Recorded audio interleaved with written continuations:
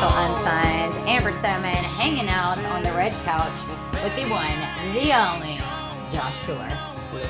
Shut the door, it's Josh Dorr. Hey! Nobody ever does any door jokes. It's weird. Ever? Yeah. Oh, shut up.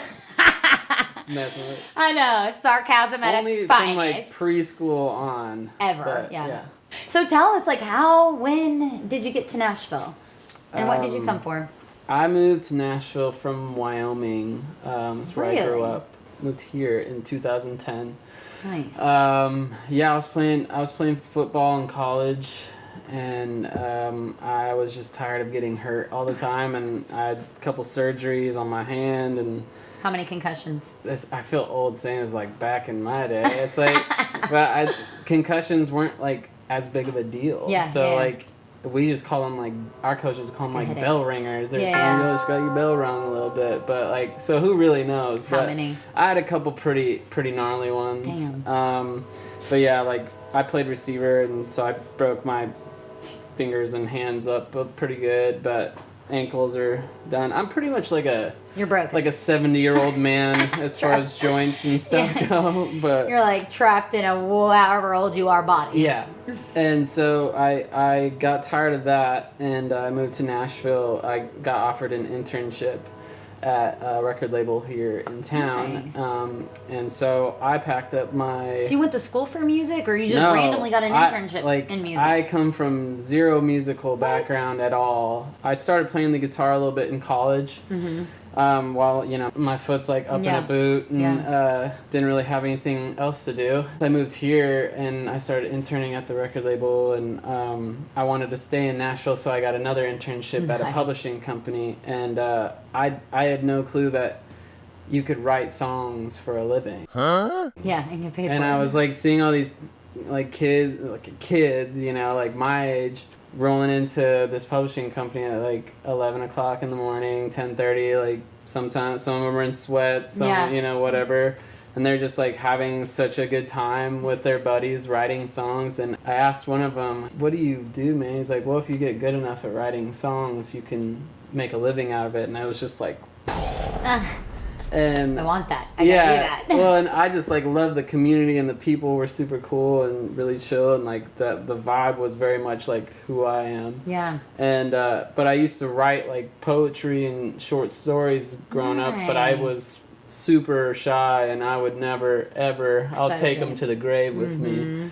I started talking to my the lady I was interning for at the publishing company, and I told her I used to write some poetry and stuff, and she said, "You big idiot, if you just put those words to like a melody, you're a songwriter." Yeah. What a great story. A story of success and grind too. Like not really knowing where you were gonna go, but just kind of where your passions were lying, and one gate opened and the next and the next, and then kind of fate really led you on its path. Yeah, dreams sometimes shift on you. Like, all I did was just train and play football, and then once you realize that's not going to work out, and then all of a sudden, like, here comes music, and I needed something to kind of fill the void, especially like the adrenaline and the rush of it. And I was really shy being in front of people. Like, I couldn't even hardly speak in front of people in college. Like, I would throw up in the bathroom before class, like if I had to give a speech, like total meltdown. And now you're an artist that gets in front of people. And then I found the adrenaline rush that filled my football That makes sense. The same kind of adrenaline that you would get from one that you're getting from the other, but it's a completely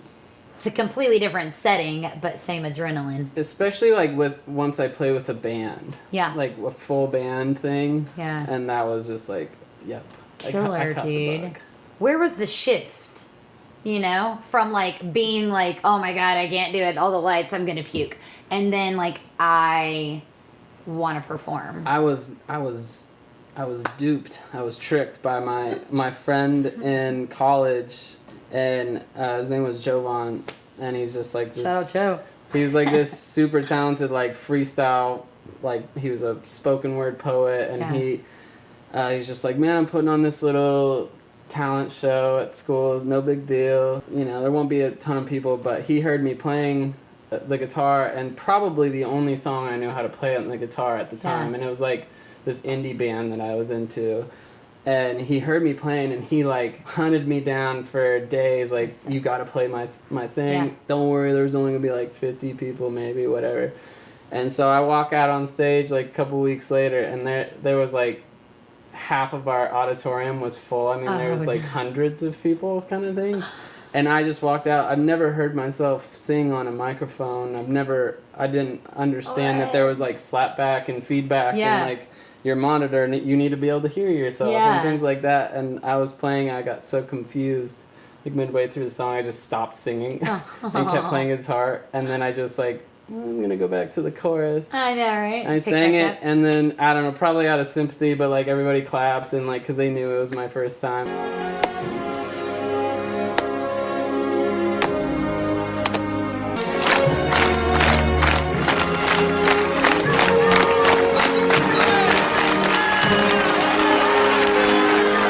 That was like the moment where I'm like, oh. When you got the high. Yeah, I was like, dang, that was actually really tight. You're like, that's it. I could probably That's do this killer, again. man. But, yeah. What a great story. I know you've got new music coming out soon. The EP's going to be called Sundancer. My producer, Marshall Altman, he found this song by John Bellion. He played it for me, and we were just kind of sitting there listening to it. I was like, this is kind of like a country lyric. Yeah. And we should work on this. Yeah. And he was like, hell yeah, man. And dude, that's we so worked dope. it up, and we ended up putting it on the EP. And yes. it's like the one song I didn't write, and it's probably my favorite song. That's But I mean, awesome. John Bellion's badass, and the So 11. that's him? That's his song? Mm-hmm. John Bellion? Ah, yeah, what? yeah, he wrote it. It's pretty cool. Yeah, Sick. and I'm a huge fan of his, and so it's kind of. Yeah, man, Kinda sweet. that's awesome. Well, we're stoked about new music, and we will keep you guys posted on that new music as it rolls out. Our last question is Wild, and it's WHYLD, and you've been through a lot in the music industry and outside of the music industry, but even just your learning lesson, something you could pass on, your most valuable, something that you can pass on to somebody coming up.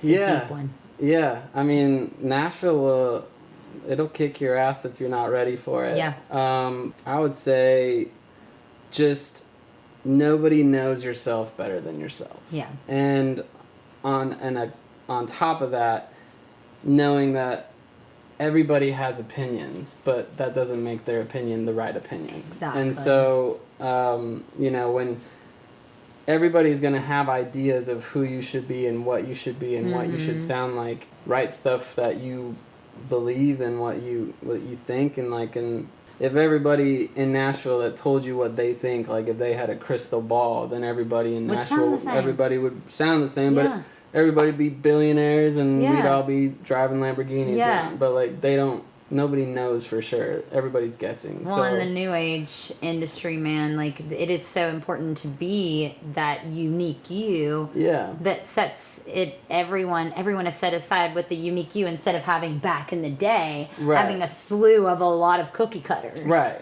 You know. And so that is a super valuable piece of information because oftentimes, especially in the beginning stages of being an independent, it's easy to get caught up in that shit, you know? Well, you're just like, you're looking at all your peers and stuff, and they're, having success, and you're like, why not? Why? Whatever. Yeah. But as soon as you stop worrying about it and just do your own thing, like, that's when all the magic happens. So it's, just be yourself. Mother freaking Josh DORR, boys and girls. Thank you so much, man. Thank you so much. That was awesome. Shut the door. It's Josh DORR.